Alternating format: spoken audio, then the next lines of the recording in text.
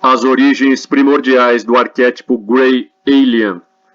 Qual teria sido o modelo primordial para o ET tipo Grey abdutor que passou a predominar na casuística ufológica a partir dos anos 1980? Se recuarmos no tempo, iremos encontrar um que, indubitavelmente, constituiu o protótipo basilar, desde há muito fixado nas camadas mais profundas do inconsciente. O obstetra e ginecologista sueco Thierry Brahn desenvolveu métodos e exercícios que se tornaram reconhecidos na Europa no final do século XIX. Em seu guia visual de exercícios de ginecologia, traduzido do alemão como A Fisioterapia em Ginecologia e o Tratamento Mecânico de Doenças do Útero e seus Apêndices, por Thierry Brahn, de 1895, apresenta dois personagens e um conjunto de ilustrações que qualquer um hoje identificaria como alienígenas tipo Grey, cinzentos. Em 1861, Brahn começou a aplicar seus métodos desenvolvidos a partir das bases recebidas no Instituto Central de Ginástica de Estocolmo e que consistia em uma combinação de massagens, alongamentos e exercícios gerais como forma de tratar problemas ginecológicos.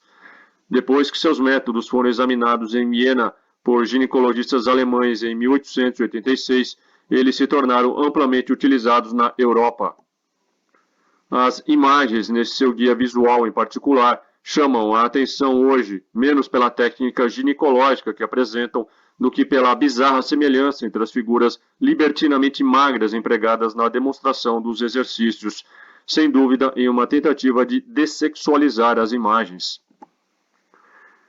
Há uma grande semelhança entre esses seres e as do tipo Grey Alien, corpo magro, cabeça enorme, olhos grandes, que não emergiria na consciência popular por mais de 65 anos. Engraçado é que quando pensamos em alienígenas cinzentos, não importa se os encaramos como do espaço sideral, de outras dimensões ou viajantes do tempo, eles quase sempre são andrógenos. É como se esperássemos que seres de alguma civilização distante, altamente tecnológica, assim o fossem. Sem sexo devido à fertilização in vitro, sem boca para a comunicação devido à tecnologia sem fio ou telepática e assim por diante. De qualquer forma, esta é uma evidência de que a aparência estereotipada do ET tipo Grey não procede de abduções reais, mas de uma fonte prototípica que vai muito além dos limites da pesquisa ufológica e estaria enraizada no inconsciente, da qual o nosso psiquismo retira o que precisa, quando está sujeito a um estímulo incomum. Para os ufólogos, no entanto, essa é a imagem concreta de seres extraterrestres que encontraram o nosso planeta há milhões de anos e que teriam criado, mediante técnicas de engenharia genética, a espécie humana, que guarda no inconsciente a memória atávica de seus ancestrais. Mas, conforme outros estudiosos, as fantasias relativas a contatos de terceiro grau provêm do inconsciente coletivo, isto é, são arquétipos na terminologia do psicanalista Carl Gustav Jung. As alucinações e imagens recordadas por indivíduos que estiveram próximos da morte guardam o mesmo paralelismo com relatórios de contatos imediatos do terceiro grau. Os relatos sobre OVNIs não nos fornecem qualquer indicação sobre o fato real que estimulou sua elaboração. De concreto, eles revelam apenas a fantasia do indivíduo acerca da natureza dos OVNIs. Os relatos de abdução são semelhantes às experiências do ácido lisérgico, LSD, e da dimetiltriptamina, DMT, nas quais o sujeito percebe uma mistura do mundo real e de seu mundo íntimo inconsciente. Portanto, as testemunhas efetivamente percebem humanoides, entidades exóticas e assim por diante. Mas, se o arquétipo do ET já está de fato no inconsciente coletivo, talvez já se encontrassem de algum modo na mente da testemunha antes do contato imediato. Se isso for verdade, deve-se admitir que as percepções de entidades alienígenas podem ser estimuladas nas testemunhas por aquilo que podemos denominar fenômeno OVNI. No entanto, elas indicam apenas que alguma espécie de estímulo está presente e não nos dizem absolutamente nada acerca da natureza desse estímulo. Em 1893, 2 anos antes, portanto, de Thierry Brahn, o pintor e artista gráfico norueguês Edvard Munch reproduziu inconscientemente em O Grito, sua obra mais célebre, o arquétipo do humanoide extraterrestre do final do século XX, criatura pequena, delgada, de cabeça grande e olhos em forma de bulbo, sem outros traços faciais perceptíveis, vestindo uma peça inteiriça de tecido cinzento, sem botões ou zíperes. Os relatórios sobre contatos imediatos de terceiro grau, provenientes de várias partes do mundo, estão repletos de alienígenas com tais características. Certa noite, escreveu Munch, eu caminhava por uma via, a cidade de um lado e o fiord embaixo. Sentia-me cansado, doente. O sol se punha e as nuvens tornavam-se vermelho sangue. Senti um grito passar pela natureza. Pareceu-me ter ouvido o grito. Pintei esse quadro, pintei as nuvens como sangue real. A cor uivava. Expoente do simbolismo e precursor do expressionismo, a vida familiar de Edvard Munch foi claustrofóbica e opressiva. Doente desde criança, passou quase toda a juventude confinado no apartamento junto com seu pai, cujo fervor religioso, que aumentara com a morte da esposa, levava-o à beira da insanidade. Por horas seguidas, ele andava de um lado a outro de seu quarto rezando. Munch escreveria mais tarde que doença, loucura e morte foram os anjos negros que ficavam de vigília sobre meu berço e me acompanharam pela vida afora. O bizarro emprego da cor e os motivos escolhidos visavam materializar nas telas os sofrimentos gerados pela solidão, angústia, depressão e desespero. A edição de 7 de novembro de 1918 do periódico francês La Baïonnette foi dedicada à visão que seres de outros planetas teriam da Primeira Guerra Mundial. Vemos então um selenita, habitante da Lua, que surge com uma explicação para as chamas que consomem a Terra. Para mim, são grandes incêndios provocados pelos terráqueos para retardar o resfriamento de seu planeta. Este periódico foi originalmente criado sob o nome à la Baïonnette em 23 de janeiro de 1915 pelo caricaturista Henri Meigrout, conhecido como Henriot, colaborador da L'Illustration e pai do químico Émile Henriot. No início, Henriot fornecia a maior parte dos desenhos e assim foi por 24 edições até 3 de julho. O nome baioneta vinha da expressão carregar com a baioneta. A carga, aliás, era a atividade preferida desse periódico, que zombava da, entre aspas, estupidez dos alemães. The Outer Limits, limites externos, conhecida no Brasil como Quinta Dimensão, criada e produzida por Leslie Stevens e transmitida originalmente na rede norte-americana ABC, de 16 de setembro de 1963 a 16 de janeiro de 1965, num total de 49 episódios, trouxe em Wolf 359, oitavo episódio da segunda temporada, levado ao ar pela primeira vez em 7 de novembro de 1964, um ser criado por um cientista em seu laboratório que o assombra feito um fantasma e cuja tipologia antecipava quase que exatamente a dos Greys. O cientista Jonathan Medidi cria uma versão em miniatura de um planeta remoto do sistema Wolf 359, a 7,8 anos-luz da Terra, em seu laboratório. Devido à miniaturização, este mundo artificial conhece um desenvolvimento acelerado, permitindo a Medidi estudar sua evolução através de um microscópio eletrônico e observar o nascimento de formas de vida arcaicas em sua superfície. No entanto, logo uma forma de vida misteriosa evolui junto com o experimento em desenvolvimento. Ele está ciente da presença do cientista, até mesmo agindo de forma agressiva em relação a ele em algum momento. Manifestando-se à noite na ausência de luz, a criatura assume uma forma física no próprio laboratório, destruindo toda a vida dentro dele, incluindo plantas, uma colônia de formigas e um casal de porquinhos da Índia. O cientista logo descobre que a criatura que habita o planeta parece ser uma manifestação do próprio planeta, semelhante à sua mente coletiva e empenhada na destruição. À medida que a evolução do mundo em miniatura avança, Medidi observa uma reprodução dos momentos mais sombrios da história da Terra em sua superfície, incluindo o desenvolvimento de armas nucleares.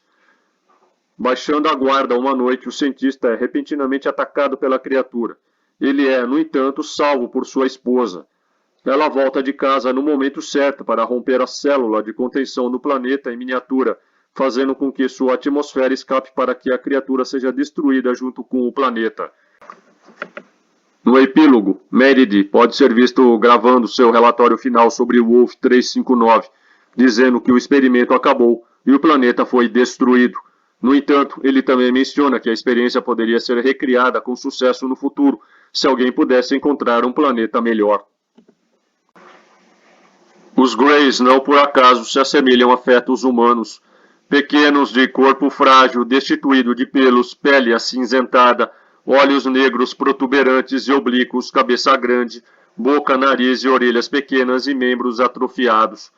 Os abduzidos reportam que esses seres são praticamente indistinguíveis entre si, como se fossem clones de uma mesma matriz. E, para completar, suas atitudes são invariavelmente frias e destituídas de emoção, equivalentes aos dos nossos médicos e cientistas. Seria isso uma projeção do imenso temor sentido pela humanidade ante a possibilidade de manipulação da vida, vista pelos conservadores como uma prerrogativa exclusiva de Deus pela engenharia genética? Somos obrigados a convir que há uma grande lacuna de credibilidade entre o cientista e o público, e que a ciência se afigura para a grande maioria das pessoas como algo distante, obscuro, incognoscível, incontrolável e assustador, o que explicaria as características assumidas por esse tipo de extraterrestre. Certamente não é à toa que os ETs de contatos imediatos do terceiro grau de Steven Spielberg se assemelhem a fetos. Discípulo de Freud, o psicanalista austríaco Otto Rank foi o primeiro a falar sobre o trauma do nascimento.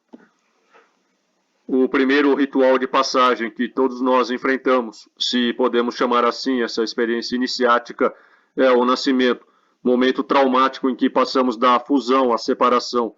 A primeira, que engloba a fase pré-natal, vincula-se, segundo o método freudiano, com a protofantasia originária da vida intrauterina, também chamada experiência oceânica, lugar do êxtase, gozo e completude no ventre materno. A segunda nos conduz à sensação de perda e de angústia primária do Hell-Am. Sua ideia central é de que somente o fato de nascer já implica um trauma para o ser humano, o primeiro deles. Isso significa uma separação abrupta da mãe e a passagem súbita de um ambiente totalmente protegido para outro muito mais hostil. Alguns abduzidos parecem reviver a experiência pré-natal, cuja estrutura, porém, não constitui o padrão comum das abduções. O que há é um conjunto importante de dados em que se observa a recorrência ao modelo pré-natal. Túneis, portas e salas em forma de útero, luzes brancas, instrumentos cirúrgicos. O feto se move ao longo de um canal, túnel, até sair pela vagina, porta, e ver-se dentro de uma sala branca, hospital, onde é manipulado por estranhas criaturas, médicos e enfermeiras que lhe espetam e cutucam instrumentos. O psicólogo social e ufólogo argentino Roberto Henrique Banquis assevera que o nascimento, como recordação ou recriação, constitui um dos momentos mais dramáticos na vida de todo o indivíduo.